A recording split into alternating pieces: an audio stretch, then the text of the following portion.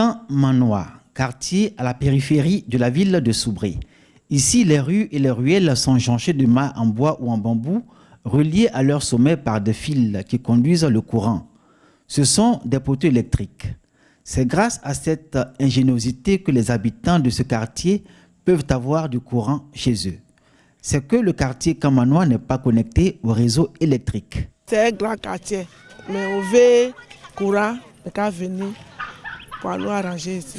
Moi, je veux que notre hôtel a envoyé le courant là, nous aussi on peut prendre un peu.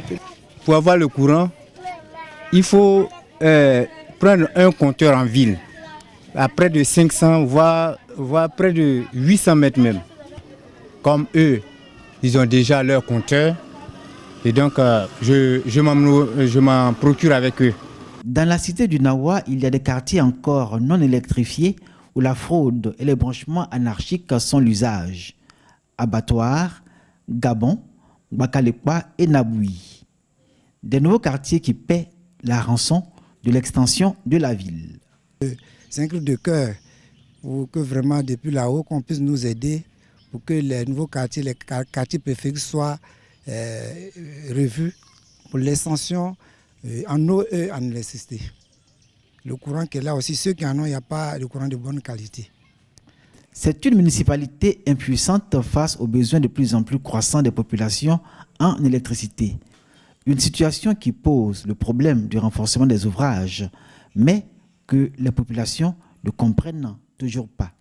Déjà dans le quartier Naboui, la hiérarchie a permis l'extension du réseau BTA pour pouvoir satisfaire les clients qui sont dans ces quartiers en extension. La population, malheureusement, ça donne au branchement anarchique, mais nous passons à une sensibilisation.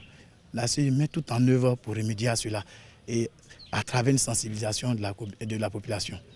Aujourd'hui, toutes les populations de Soubré ont les yeux tournés vers les services en charge de la fourniture d'électricité. Face à leurs attentes, le maire Lassina Traoré a engagé de nombreuses démarches. L'électricité et l'eau, pour l'heure, sont les deux domaines prioritaires en termes de financement de projets à Soubré, nous a-t-il confié.